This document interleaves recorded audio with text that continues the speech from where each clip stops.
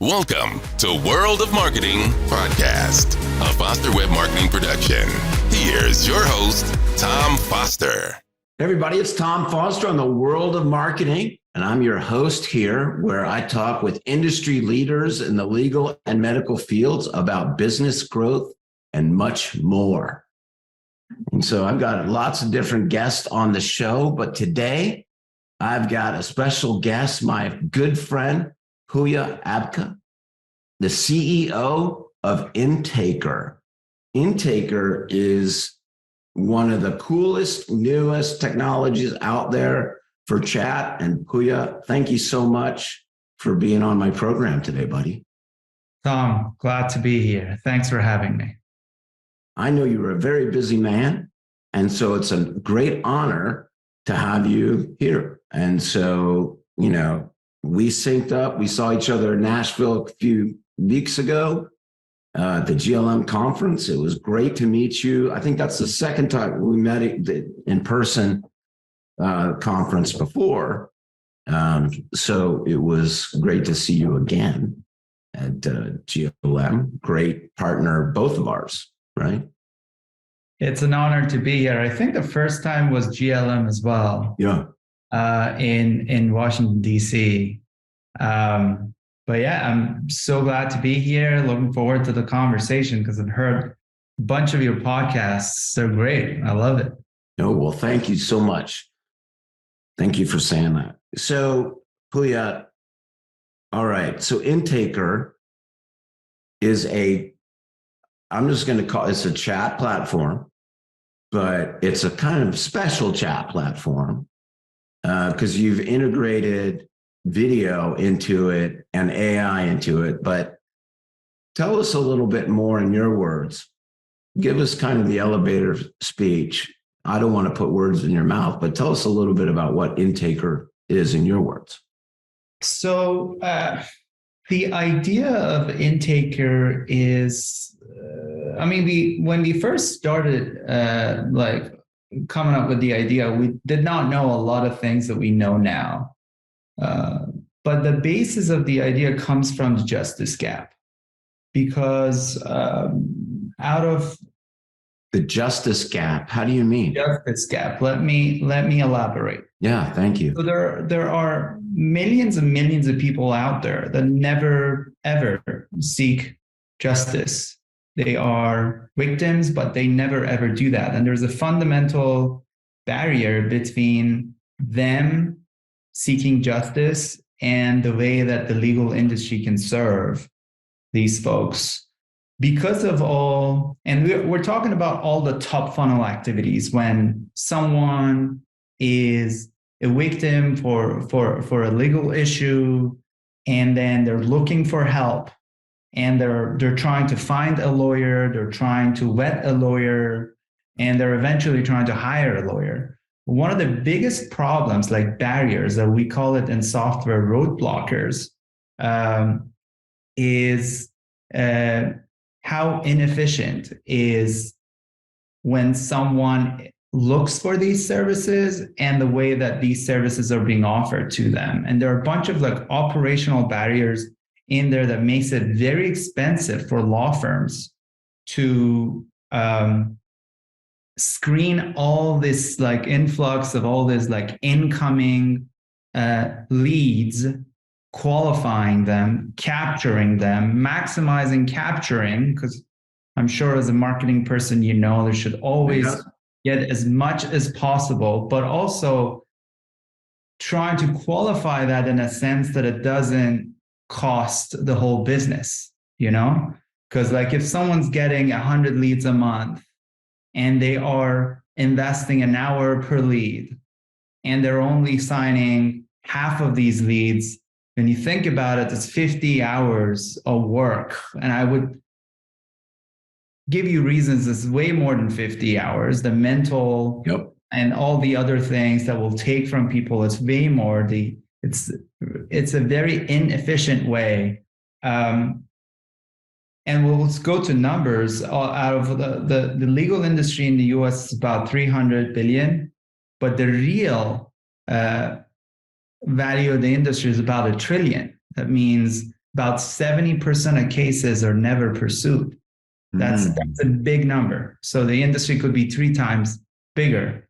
And you're saying it's never pursued because of communication gap, because of the inability of the prospect that needs to talk to a lawyer to actually get to talk to a lawyer.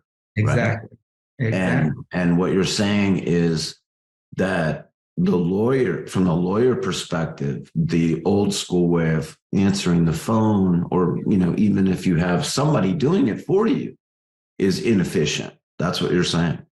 That's the main roadblocker here, Tom, because people get slammed with responding to the right folks. And the reality is, to find the right case or whatever practice area people demand instant response. And then people change their minds. Like a lot of folks reach out to like lawyers the very first time, they never get a response from the lawyer and they change their mind about seeking justice, Right. Like they forget about it because everyone's pretty busy too. And in a lot of cases, and they're highly influential. We have social media that's constantly influencing our decisions, exactly. by second. There's so many distractions right. there in life that, like, if someone's like encountered a couple times in their lives that they could possibly create a case, it's the likelihood of getting distracted and not pursuing is not low. Well, and most people, they enter in, they think that they might have a case, but they're like, I'm not sure, and they need to talk to somebody. But you're right, that bridge of, I think I have a case, to, I need to talk to somebody that's going to give me some honest answers.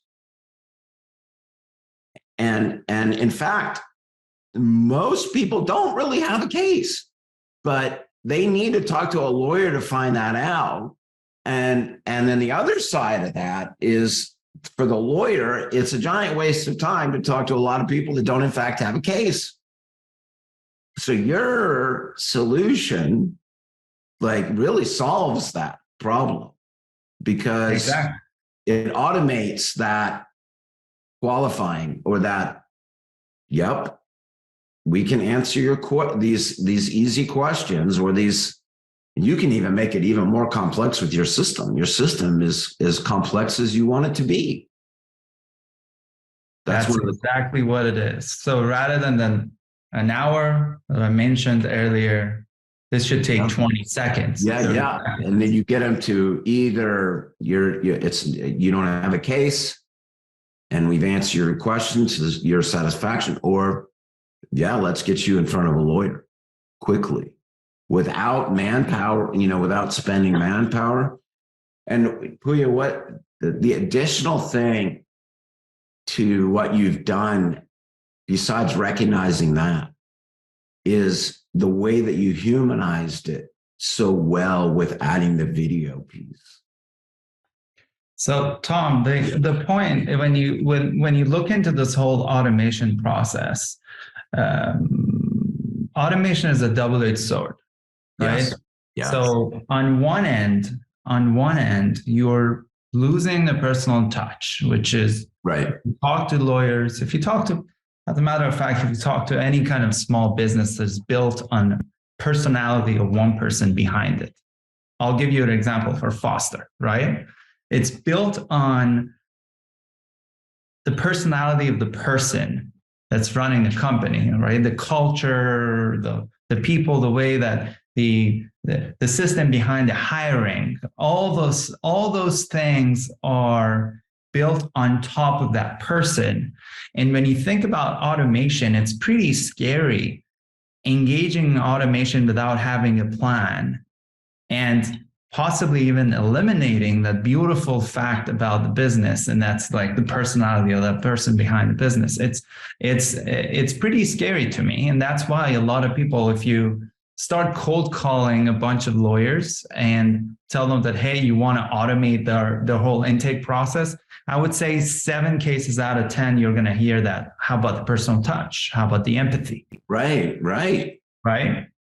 And we saw that early on, and it made a lot of sense. I talked to a bunch of like industry leaders, not just in legal, but everywhere. Like, hey, what's the biggest risk with using chatbots on websites, with using chatbots for intake, even off website, on social media? What's the biggest risk? And then almost everyone will come back to you and say it's the personal touch. And then another problem, you're going to end up seeing, like, noticing another problem, and that's like, all right, we know that personal touch is not scalable. So we kind of have to, it will take probably 5 to 10 years for you to gather a good team and then to train them the way that you want them to treat your future clients or your existing clients. And it's just too much work, it's too much work. It takes a long time for someone to be able to first do this themselves and then replicate themselves, make this into build this all into a predictable kind of system that will serve clients, not themselves, but other people, using other people to do the same thing. It sounded too crazy to us. And I was like, how can we use other means of media to be able to replicate that person, embed it into automation, and make sure the experience that the firm or the small business is offering, it's almost perfect every single time. You only spend the time to build this experience one time, but future clients, existing clients get to enjoy that perfect experience every single time they interact with the firm. But it still is automated. That was the idea behind the video. We didn't really look into like, oh, video is cool, let's add video. The way that we approached this was I hear you. It's brilliant. It's the way that we approached. That's what makes it so good, is because you approached it holistically. That's right. That's exactly how it was. And then we thought, all right, what other means of media do we have that we can put in this whole experience? And then obviously video came out first. We added voice in the very beginning, and we always wanted to add voice later, but we quickly realized that we need to start with video and add voice later, because there's some details in the experience that changes. Because you want to add video, but you still don't want to have video all through the system. You don't want a video to come in at every question that intaker asks. And for those who are familiar with the experience, they know that if there's the first video that's like an intro video that comes on, and then there are the prompts, or there are the next actions that are right on the video. If you see the experience, you know exactly what I mean. But when they click on the prompts, bringing up another video is a problem, because yes, you want to keep that personal touch, but you also want to do it fast. And then playing a video takes time, So we kind of had to tailor this whole experience, that we use text, video, and voice, the right amount, the right time, to make it the fastest, the fastest possible experience, but also embedding the personal touch and empathy in there so it resonates with you're monitoring it all the time and improving it and tweaking it and making it better and better. Yeah, every week. So, well, congratulations to you for doing this and for producing this incredible product. You've done a great job from one entrepreneur to another. Well done, my man. Thank you. Well done. I can tell you a lot of it is coming from honest, great feedback from very smart customers. I do customer interviews on a daily basis. It's my job. And a lot of it is coming from folks who've done this for years. And we just showed up a couple of years ago. We started in 2019. We just showed up, and these folks were happy to share their experience for 20, 30, sometimes more years of experience. And they just shared it with us, and we knew the technology. So we built what they wanted, basically. So Pooya, you look so young to me. I mean, what did you do before this? Like, what were you up to before you started this company? So I just turned 32. Wow, you are so young, my friend. You're just congratulations. Good for you. Thank you. Before Intaker, I started another company in the natural language understanding space. That's part of AI, and it's responsible for it's the science of computers understanding what we say when we say, like, when we have an intent, for example, when you ask your Google Assistant, for example, I'm familiar with that technology. I did that way back in the 90s. Wow. I was doing that stuff. Yep. So when you say, like, hey, Google, like, turn off this lamp, yep. That's basically the science of Google realizing your intent and responding with the right response. So we were doing that. We had one of the very first apps on the Google Assistant and Alexa platform. They wanted to create this, like, massive platform so that other apps, the same way that the App Store on mobile works, they wanted to create this massive platforms for voice assistants so that they couldn't respond to all the intents that people were coming at them. So they wanted these smaller apps to come in and take care of all these smaller tasks that people were asking for. We realized early on, this was 2015, 2016, we realized early on that it's probably too early for the market. This was like a huge, massive kind of technology that was too soon, basically. That kind of typical story of too soon to market. Yeah. But and we were kind of like playing with things, and we were rolling out new features on that other platform, in the other startup. And I guess I'll tell you the story. I was working at WeWork, right? The co-working space. And there was this new lawyer started his firm.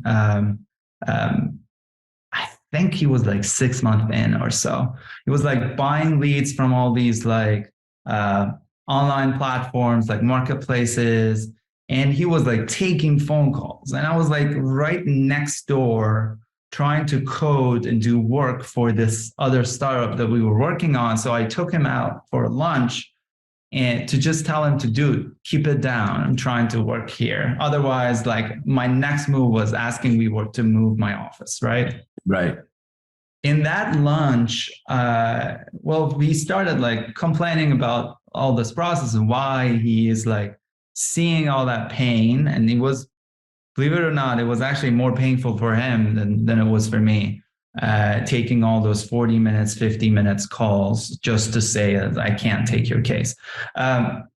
Anyways, so I used another platform to build a chatbot for this guy. And there was a link that he could text people and ask them to like do initial intake before. That's day zero of Intaker. Yeah, that's the beginning of it. That was your we had no clue. We had no clue what the pain points were. That's great. That's your origin story, buddy. There was another lawyer in that same WeWork that came out and said, "Hey, he wasn't practicing, but he was like, I know a bunch of friends from law school. They started their firms like in PI family, all sort of things. And I think they're going to enjoy this too. Can you just make links for those guys as well?" And I was like, okay. I called up Erfan, my co-founder, and I was like, do you want to do this? Do you want to like build a minimum viable product and see how it goes? And he was like, sure, let's do it. And this was a side project, right? In about 2 months, we ran some ads on Facebook. We got 70 lawyers to join our wait list within a couple weeks. And it took, I think, 3 to 4 months to shut down the other startup completely. And the side project became the main thing. And it's been a ride since. This was 2019, and we've been growing 700%, 400%. Wow, that is so year. Good for you, man. Crazy. So how many employees? So between tech and business, we're close to 20 something now. But 2023 is going to be a year of tech for us. We're hiring on the tech side big time. Yeah, good for you, man. Well, one of your employees, Joe Rotolo, he's a good guy. Love him. Just talked to him yesterday. I had a great chat with him yesterday, and had him on the podcast not long ago. So shout out to Joe, and he is your main guy, right? He does all your business development. Isn't that his job? He is head of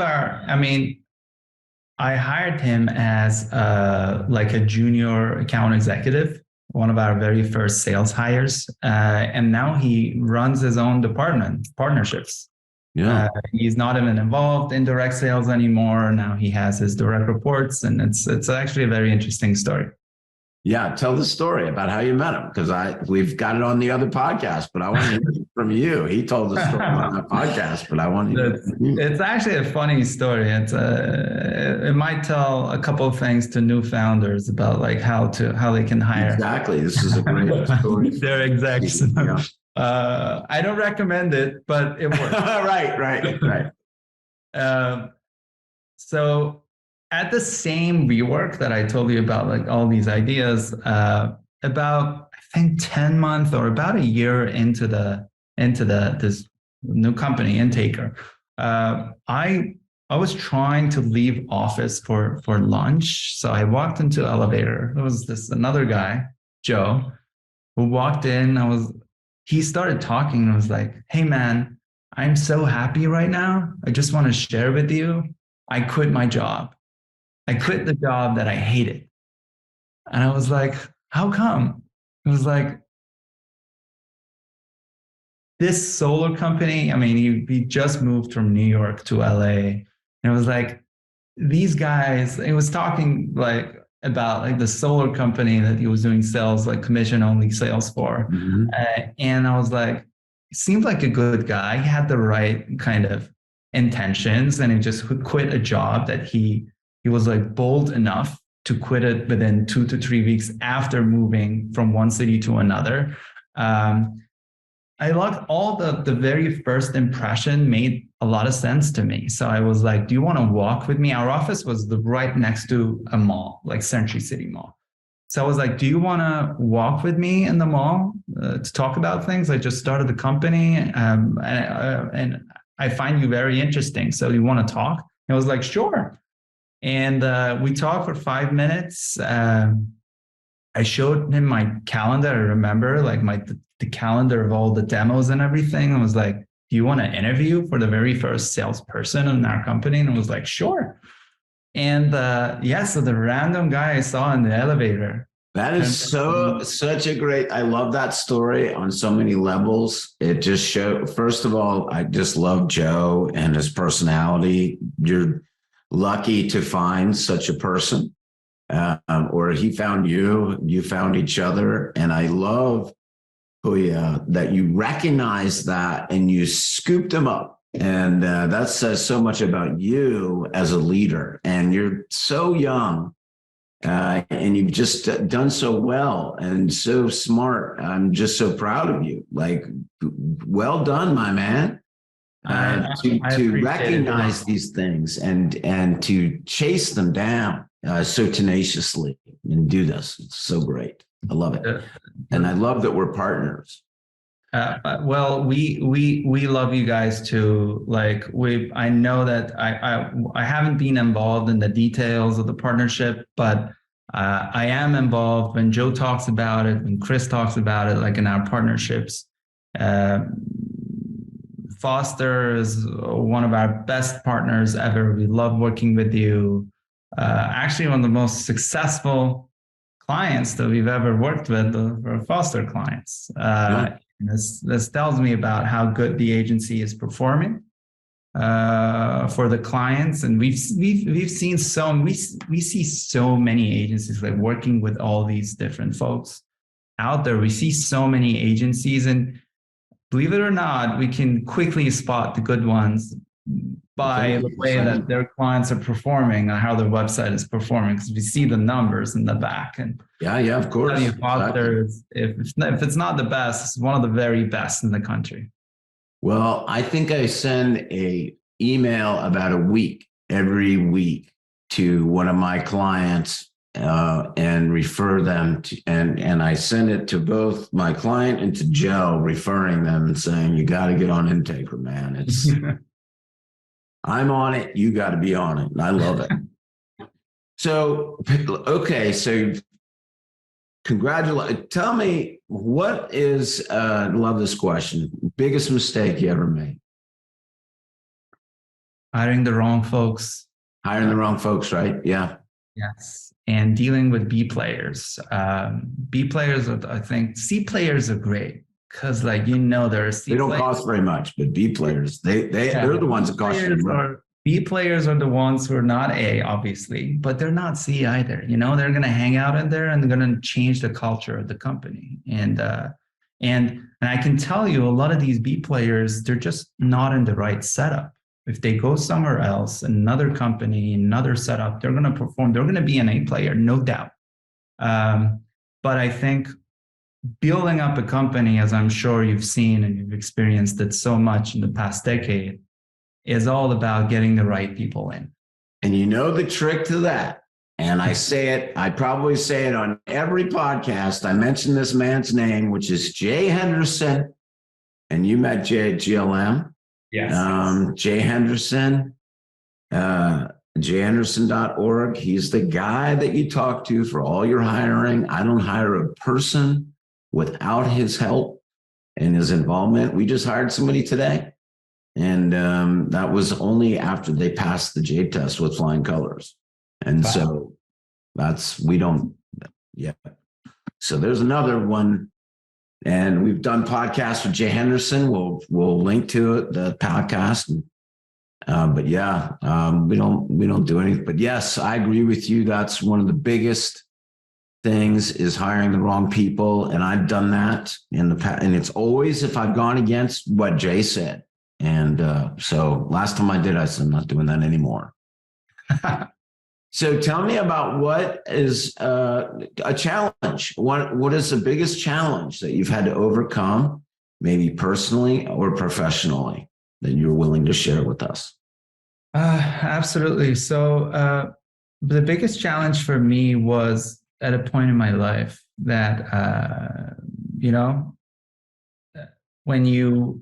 I was always the startup guy, right? So starting these companies and sometimes failing, it's like so obvious the company's failing, and sometimes barely failing.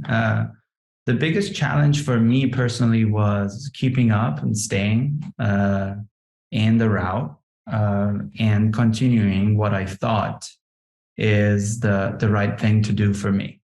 It was very challenging when you start to question, like when you're barely failing, some success, some failures, when you're barely failing, like just to keep up, just to trust. You mean your inspiration in yourself? Is that what you mean? Exactly. Okay.